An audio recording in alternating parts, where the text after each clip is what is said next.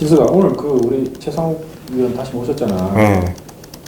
그 책을 내셨더라고. 다시 부동산을 네. 생각한다. 책 여기 한번 근데 보여주세요. 이게 내가 그래서 리뷰를 좀 봤는데 리뷰가 전부 다 좀 깜짝 놀랄만 한 리뷰가 많아. 그래요? 나는 신간을 발견하면 무조건 구매하는 자가 그중 첫 번째가 최상욱 애널리스트다 이런 리뷰가 있더라고. 근데 또 나도 공감을 하고 또 다른 이런 류의 리뷰가 너무 많아.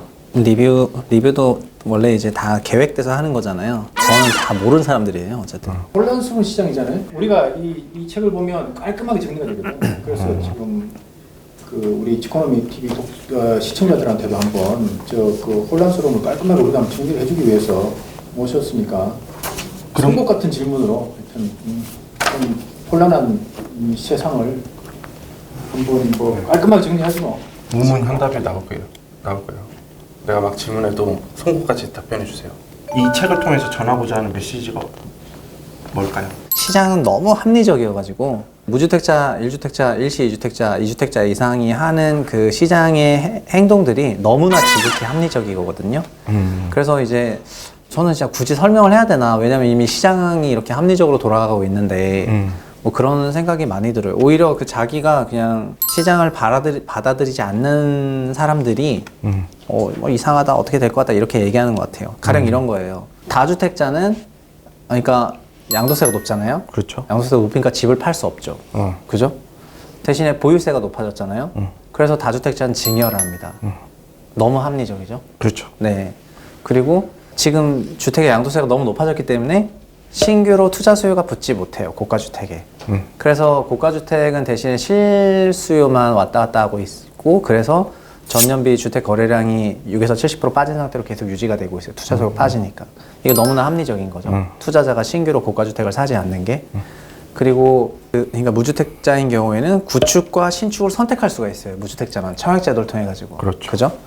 그래서 청약을 선택하는 거 역시 너무나 합리적이죠.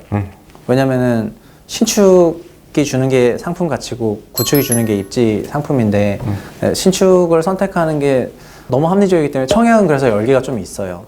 무주택자를 대상으로. 반대로 말하면 구축은 인기가 없는 거죠. 그러니까 지금 저희가 목도하는 많은 현상들이 너무나 합리적인 결과물에 의해서 시장이 그렇게 돌아가고 있는 거여서 사실 굳이 설명을 해야 할까? 이런 생각을 저는 되게 많이 해요.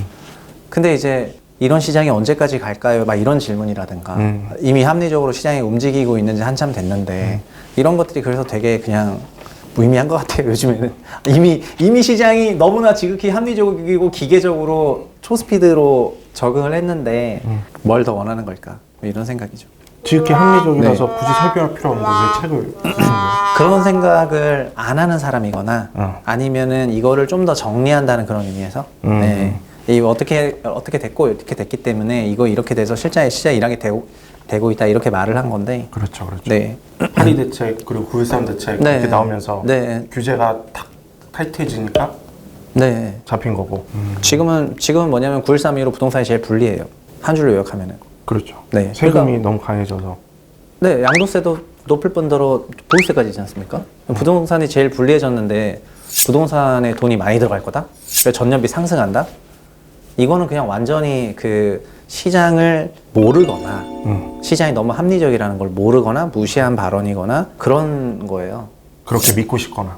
네, 그렇게 믿고 싶거나. 그러니까 돈이 종전에 부동산 시장에 갔던 게 100이라면은 지금은 25나 20 정도가 갈까 말까 한 것 같아요, 제 생각에는. 그거 가는 것조차도 제가 책에서 말한 소형 저가 세그먼트나 비규제 지역으로 갈 만한 것 같아요, 투자 자금은.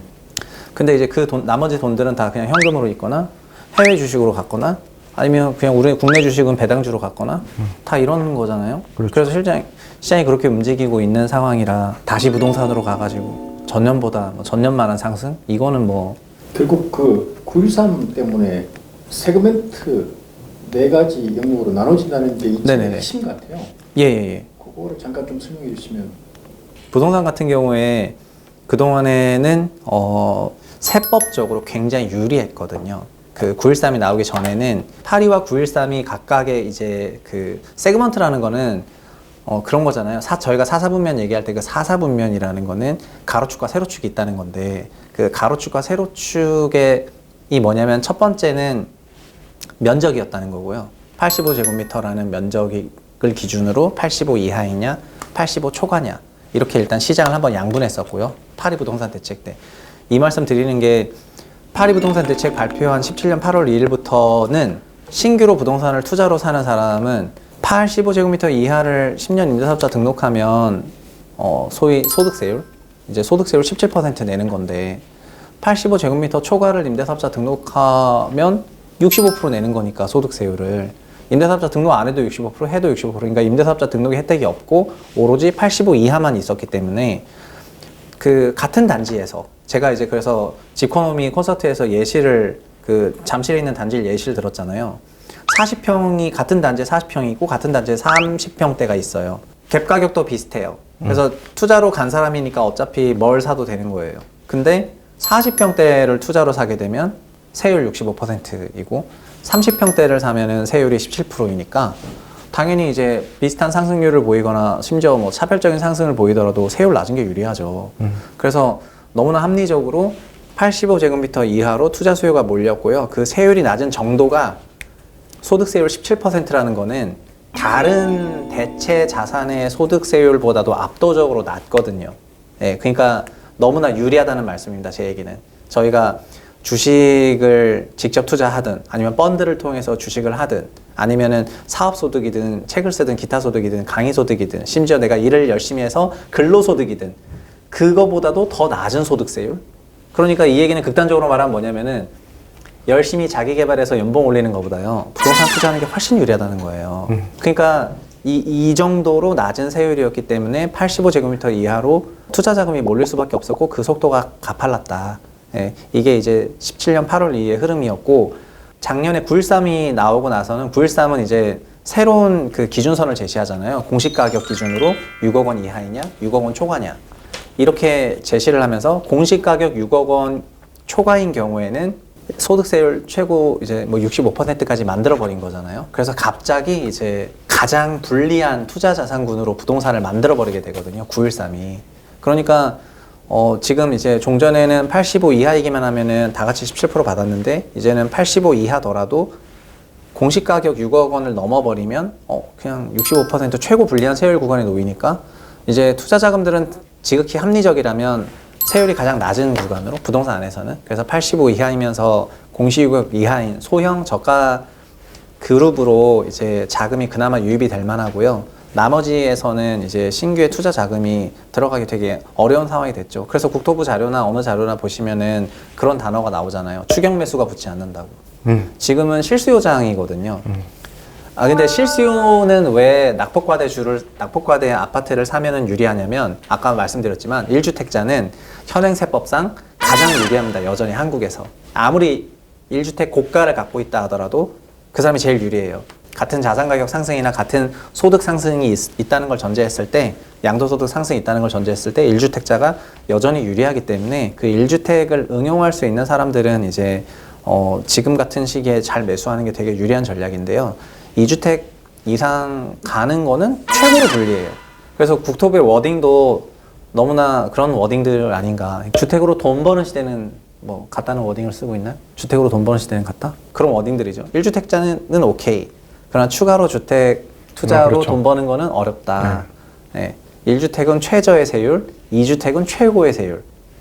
그리고 그 사이에 이제 나머지 자산군들, 주식, 사업, 소득, 배당, 뭐 해외 주식 이런 것들이 대거 배치돼 있기 때문에 돈이 합리적이라면은 다른 자산군으로 갈 겁니다.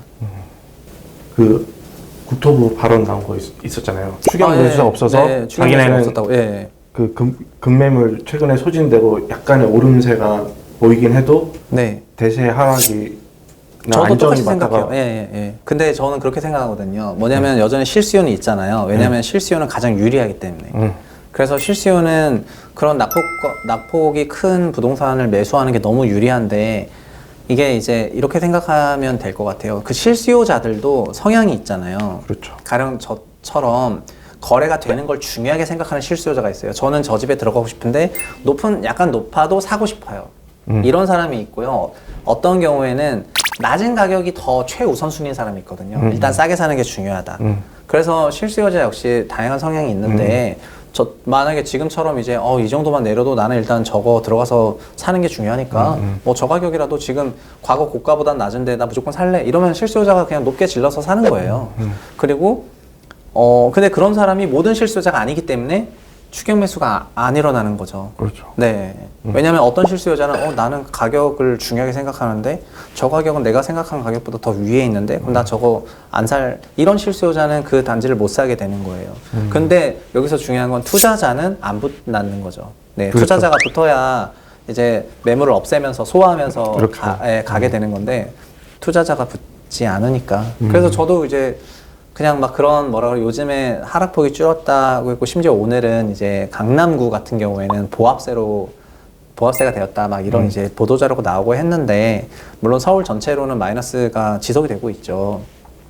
근데 뭐 저는 이 상태로 그냥 마이너스가 계속 지속되는 상태로 갈 거라고 생각을 합니다. 서울 전체로 네. 봤을 때. 네네. 그 세그멘트 중에서 결국 이제 세금 때문에 이제 이게 세그멘트가 분류가 된 거잖아요. 예. 8호 제곱미터 이하 또 6억 이하. 6억 이하. 그리고 그 애들은 세대상 어쨌든 임대주택 등록을 하면 10년 등록을 하면은 소형 저가 세그먼트로 10년 등록을 하면 일단 소득세, 양도소득세는 17% 이하가 되는 거죠. 그래서 소득세 상으로는 한국에서 가장 유리한 구간에 되는 거죠. 그렇죠. 2주택 네. 이상이라고. 2주택 이상이라고 하더라도. 그렇죠. 그치만 여기서 보유세, 종부세 같은 경우에는 조정지역이라면 종부세 합산이고요. 조정지역 아니라면 종부세 비합산이기 때문에 그 소형 저가 세그먼트도 종부세를 기준으로 그러니까 조정지역이라면 약간 이런 거잖아요. 소형 저가이고 조정지역이면은 나름 그러니까 조정지역 이상이면은 나름 서울이 포함이 되는 거잖아요. 서울시가 포함이 되니까 뭐 나중에 상승률이 높을 수도 있고 대신에 높은 상승률에 대해서는 작은 양도세. 그렇지만 이제 보유한 기간 10년 동안에 내야 되는 종부세. 이런 그 합산 이런 걸 감안하면은 이제 약간 이지선다가 걸리는 거고요. 그 비조정 지역에서는 소형 저가이면서 임대사업자 등록하면 종부세 비합산이거든요. 그러니까 이제 비조정 지역은 뭐 좀 덜 올라도 양도세도 싸고 보유 기간에 뭐 종부세도 없고 그러니까 비조정 지역이 세법상으로 좀 더 유리한데 비조정 지역은 너무 넓고 광활해서 이제 제가 세그먼트로 먼저 시장이 필터링이 되지만 그 다음에는 입지와 상품으로 이제 접근을 하게 될 것이다 자연스럽게. 그래서 입지와 상품으로 접근하게 되는데 여기서 입지는 토지, 교통, 막 학군 이런 거에 연결되는 거고 상품은 신축 약간 이런 걸로 연결되니까 이제 소형 저가 세그먼트 안에서도 교통이 좋아지는 지역이거나 아니면 신축으로 바뀌는 지역이 인기를 뚫을 수밖에 없다 이렇게 이제 얘기를 한 거고요. 시장 전체는 나쁘지만 소형 저가는 괜찮을 것이다 이렇게 얘기를 한 거예요. 왜냐하면 시장 전체로는 부동산 시장에 대한 투자가 너무 불리해진 관계로 이제 시장은 침체인데 약간 플러스인 지역이 좀 있는 거고 대신에 아마 그 시장을 대신에 이제 많은 가계 그 투자 자산은 다른 자산군으로 이제 현금을 포함해서 네, 선택이 될 것이다 이 말이죠. 예. 그러니까 네. 세그멘트 8호 네. 6억 이하 장에서도 큰 장은 없다고 봐야 되겠네요. 예.